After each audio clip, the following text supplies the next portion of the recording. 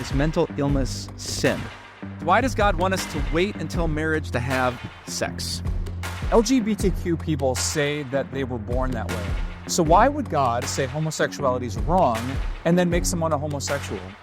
I'm Pastor Mike Novotny, and these are just some of the topics I tackle in my new podcast, Taboo Questions with Pastor Mike Novotny. I answer questions from people just like you on essential topics that are not often discussed in church. To listen, just search Taboo Questions with Pastor Mike. Today's episode is called Love God and Love Your Neighbors. We're going to take a look at Matthew chapter 22, starting at verse 34.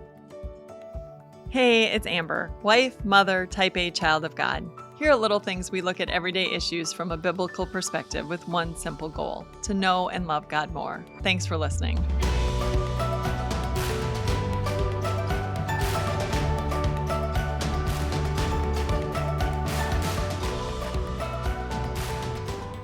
And just to give you a little bit of context before we get started, this is Holy Week, meaning that Jesus had come into Jerusalem on the day that we call Palm Sunday at the beginning of the week. And on Thursday is Maundy Thursday, what we refer to as Maundy Thursday, when he washed his disciples' feet. And then he was arrested. He went through the trial. Good Friday, he went to the cross. Sunday, he rose from the dead. So we're in those days in the middle of the week when we see, as we read through Scripture, that the Pharisees and the Sadducees, the two ruling groups in the Jewish society at that time, are just coming and pummeling Jesus with, questions that they're trying to trap him. They're doing their absolute best to catch him in his words, and they want to bring down his ministry. And this just shows us that, honestly, even as Jesus was doing the right thing, and at the end of his ministry, he was coming in strong. He was doing what needed to be done, and he was resolutely going to the cross. And the devil was just after him, like, bring him down by any means necessary. Let's try this, and if this doesn't work, then let's try this. And it just should be a good reminder to us that trouble and hardship are going to be a way of life, that we love to think that things should be easy because we're following Christ, and there's just nothing about that that's in the Bible. The very first verse in the section that we're looking at today says, hearing that Jesus had silenced the Sadducees, the Pharisees got together. And I think so many of us feel like that so often. You get through one really trying time in your life, whatever it is. Sometimes it is persecution, because you stood up and you did something right, but sometimes it's sickness, a diagnosis, or there's financial trouble, or, there's just relationship problems, or even just issues with making decisions and trying to figure out which way to go. It can be really troubling and can be trying a lot of times. I just want to remind you that Jesus said, look, in this world, you're going to have trouble. It's just part of life in this world. And which should remind us, it's not all from Satan.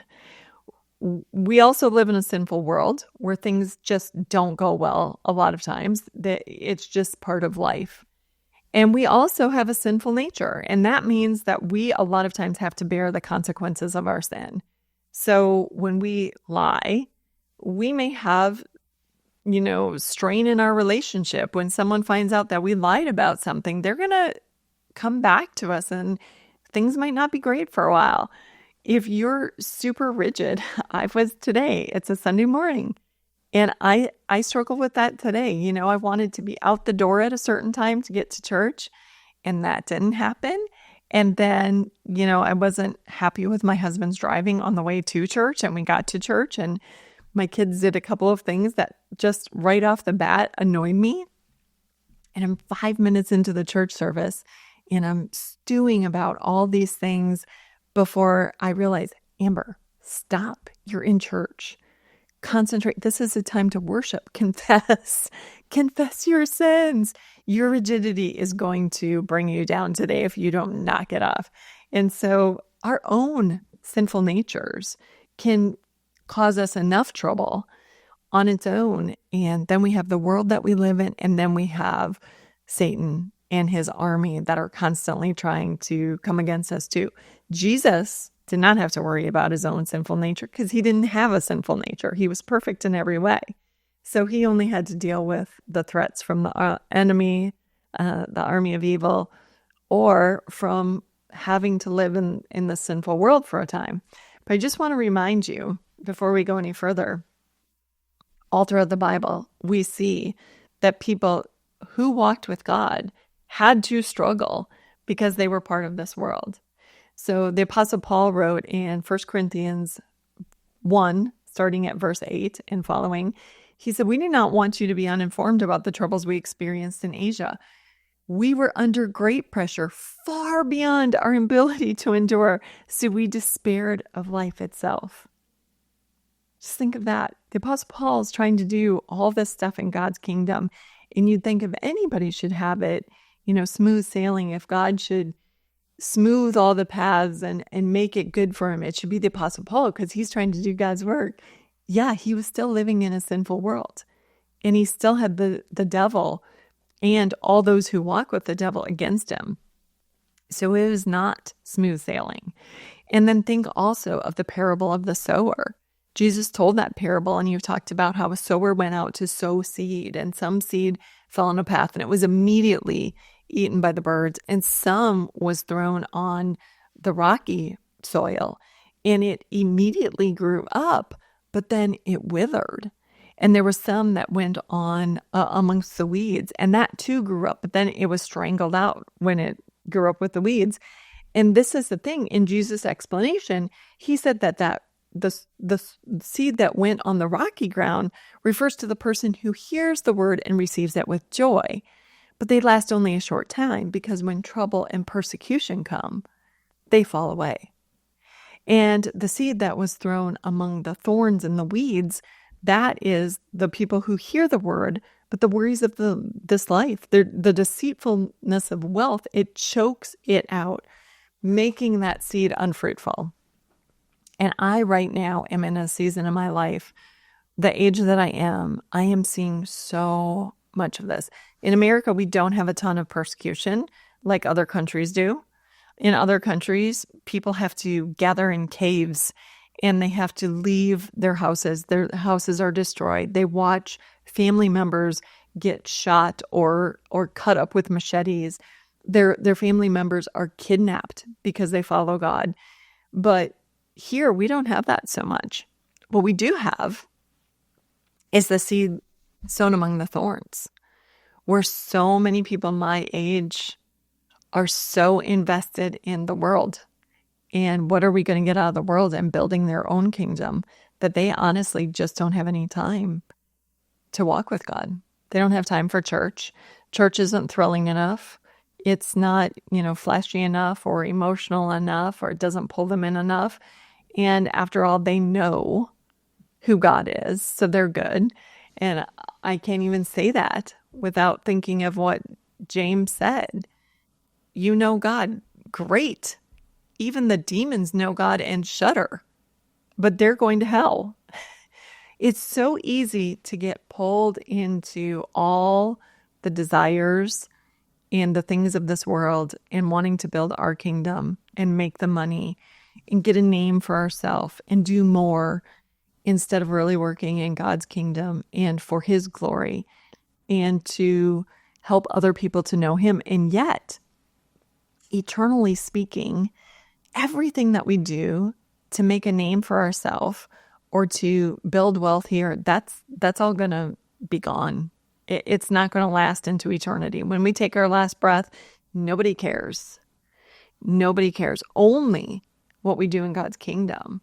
Only what we do trying to get other people to know God and to follow God so that they are with us in heaven. That's the only thing that matters. Eternally, there will be consequences to everything. And so, when we think about how hard it can be at times, we are battling these ideas, and we are battling against our desires to really get more and have more and do more of the stuff that doesn't last. And yet, as we read on, we're going to see why that is not the way to go.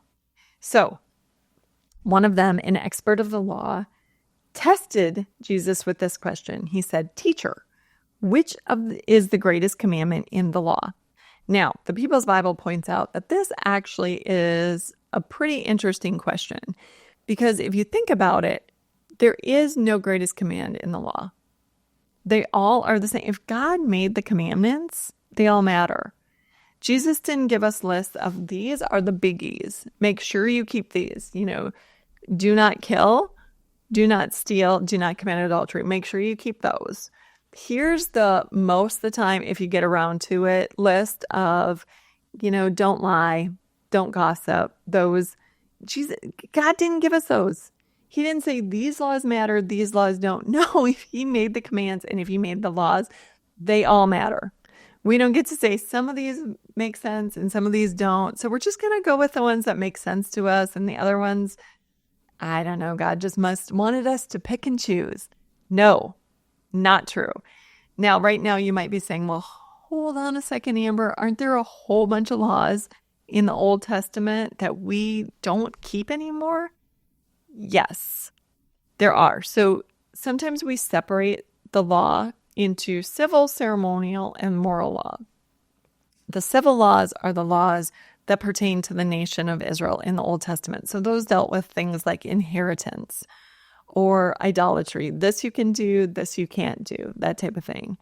The ceremonial laws were the laws that governed the religious life, ceremonies that they had, different celebrations, purification. So that had to do with their religious life. And then the moral law were those laws like the 10 Commandments that we still uphold even to this day. So the civil laws clearly are not really laws that we follow anymore. We are not, in the 12 tribes of Israel, so we don't get to inherit land from our forefathers. And so those things don't pertain to us anymore. The ceremonial laws, we a lot of times don't do the same religious things that they were doing in the Old Testament and even in Jesus' day until he came, because those ceremonial laws were meant to foreshadow the coming of Jesus. So they were meant to point ahead to a time when Jesus would fulfill everything for us in our place. So Jesus was the perfect lamb who gave his life as a sacrifice to pay for all of our sins. So we no longer have to bring doves or lambs to sacrifice. Jesus paid it all. So the civil law and a lot of the ceremonial laws, they're not things that we follow today. Is there still value in learning them, reading about them, knowing about them? Yes, there is, because again, what is the heart behind them?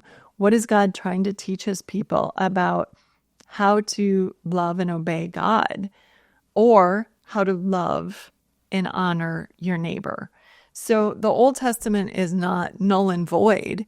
Now that Jesus came, there is still great wealth in reading the Old Testament and understanding these laws and what they were pointing to, because they show us the heart of God and they show us what he was going to do, the great length he was going to go through to make us holy and clean, which was a very big ritual back in the Old Testament. So there's still a point to those.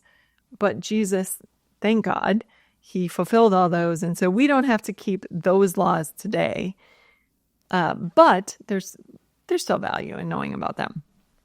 Anyway, getting back to our lesson in the New Testament, when the teacher of the law came and asked this question, thinking that he was really going to trap Jesus. But Jesus didn't flinch, just like right before this, when the Sadducees came and when another group of leaders came before and asked Jesus other questions pertaining to other issues, Jesus didn't flinch with those either. His answer was, love the Lord your God with all your heart and with all your soul and with all your mind. This is the first and greatest command. And the second is like it, love your neighbor as yourself. All the law and the prophets hang on these two commandments. So Jesus was saying, look, if you love God with all your heart, soul, mind, those are the first those are the commandments that deal with things like, you shall have no other gods, and remembering the Sabbath and keeping God's name holy. That is loving God with all your heart. And if you also love your neighbor, you're going to keep the rest of the commandments, like honoring your father and mother, and don't steal, don't kill, don't give false testimony or lie or slander about your neighbor, don't covet, don't commit adultery. Those things, you're going to be loving your neighbor. And so basically, if you love God well and you love your neighbor well, then you'll be fulfilling all the commandments. And so by doing this, he really stumped the leader who came to him, because he's saying that, guys, this is so obvious, because everything can be summed up with these two things. Ylvisaker said, he wrote the book, The Gospels, and he put the Gospels all together, and then he added commentary to them. He said this: true love towards God, according to the first table of the law, which is the first three commandments: love, have no other gods, don't misuse God's name, and remember the Sabbath day. So he said, true love towards God, according to the first table, must man itself in love towards your neighbor in accordance with the second table of the law, which is all the rest of the commandments. And true neighbor love flows from the true love of God as from its source. In other words, Ylvisaker is saying, look, God's love, loving God, is the well that we draw our love from in order to love our neighbors well. Now, you go, well, I have an atheist neighbor, and he is a really good neighbor. He's a good friend. He's kind. What would you say about that? Well, even Jesus said, so you love those who love you. Even the pagans do that. So that's not that uncommon. People of the world who don't love God, they still know how to love the people around them, the people who they are friends with. You scratch my back, I'll scratch yours. As long as we're on good terms, we're all going to get along fine. But if you don't do what I'm asking, then 3 strikes, you're out. Whereas loving like God is a totally different thing. And that's what Jesus has explained in a lot of the book of Matthew, is Jesus saying, look, it's not about just loving those people. It's about loving your enemies. And it's about praying for the people who persecute you, and turn the other cheek. And if they force you to do this, do this. And if they ask you to borrow something, go ahead and give it to them. And Jesus' way of loving was much, much different than the world's way of loving. You can't love your neighbor well in the way that Jesus was saying, unless you know and love God and experience the love that God has done for all of us, because God's love is so much deeper, so much richer than anything that we could ever fathom and anything that we could ever do. We don't even come close to loving like God. We, in our sinful state, can just do a pale comparison to the way that God loves all of us. Okay, what does it mean when it says love the Lord your God with all your heart, with all your soul, with all your mind? Break those down. What are those? Well, the heart is the thought and the will. So when you tell someone, come on, put your heart into it, it's like they're going through the motions, but their will isn't there. You can see it all over their face. Like, I really don't want to be doing this, but here I am. I'm supposed to do this. And so grumpy me, I'm going through the motions, but your heart's not in it. And then the soul is the feeling center, the emotional center, the passion that's inside you. And the mind is your reason or your intellect. So you can know that the Bible is true with your reason and your intellect. You can say, yep, I'm a Christian. I believe in God. I believe that God sent his son Jesus, and he died for my sins. I believe that. You can believe that in your heart, in your mind, rather, and yet not have your heart into it and not have your soul into it. In terms of, you just think of church as something that's rather dry and pretty unsubstantial. I don't have to go to church. I mean, the pastor isn't even all that good between you and me. I mean, it's pretty dull.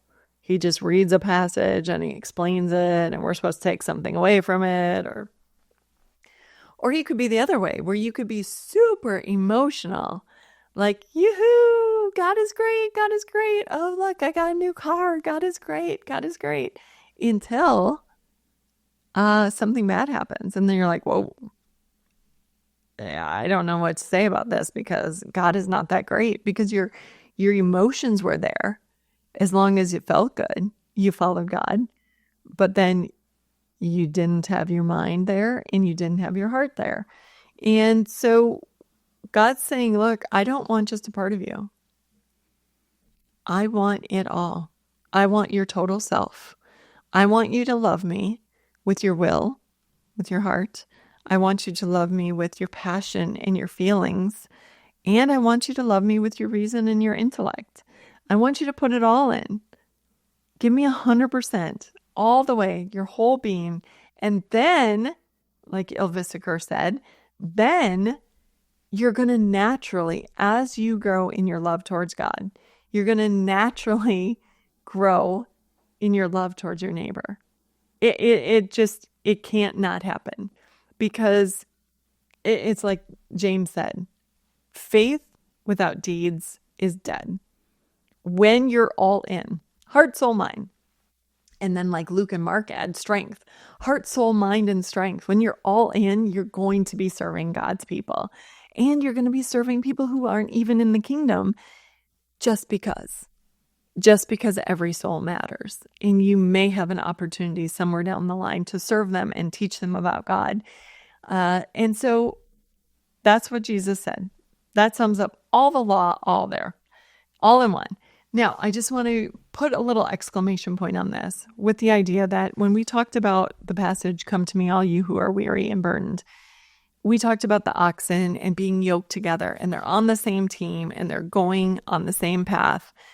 And I just want to mention that when it comes to horses, the Clydesdales, those big draft horses, it is said that they can pull approximately 8,000 pounds by themselves. So if you just take a big draft horse, want it to do some work, it'll pull 8,000 pounds. And so when you get another draft horse to pair with it, you'd think that it could, possibly pull, 16,000 pounds. That should about do it. You double it, right?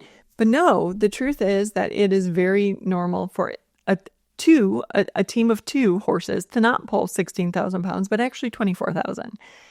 And then if you get two horses that have trained together and worked together, they actually can pull about 32,000 pounds. And I'm only telling you this because of this.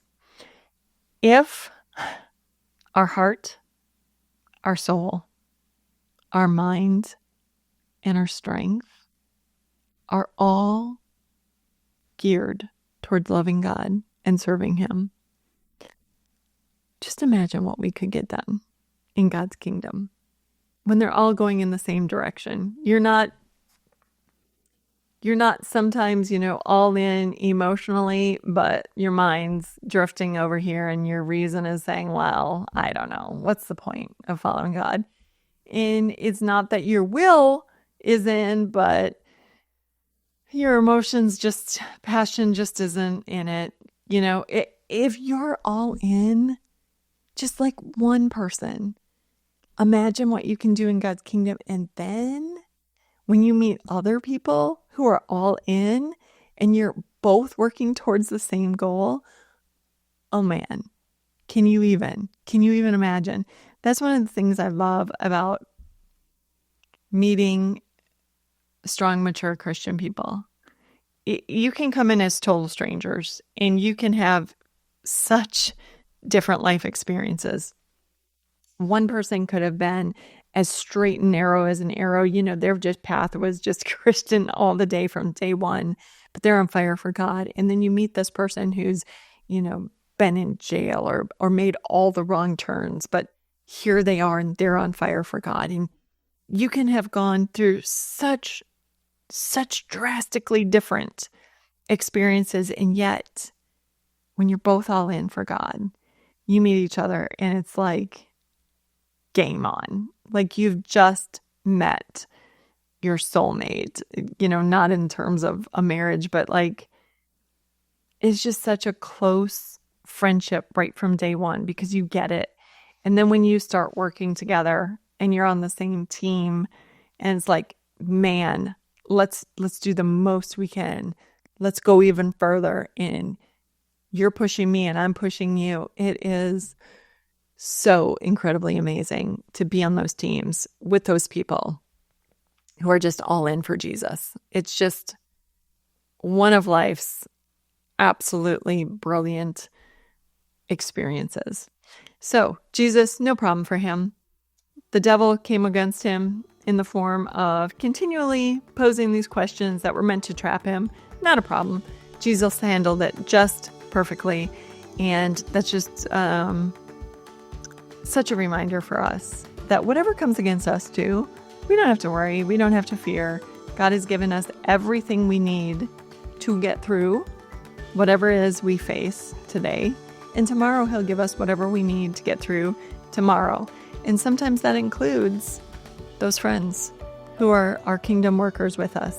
We just yesterday were at a funeral, a dear, dear friend of ours. His dad was buried yesterday, and we got a text from them today saying, man, it is so good to have Christians to walk alongside us during these times in life. And isn't that the truth? God has given us such amazing gifts. So don't miss the gifts that God has given you today to get through what you need to get through. And be all in for God. Heart, soul, mind, spirit, strength. This has been Little Things, because in God's kingdom, the little things are the big things.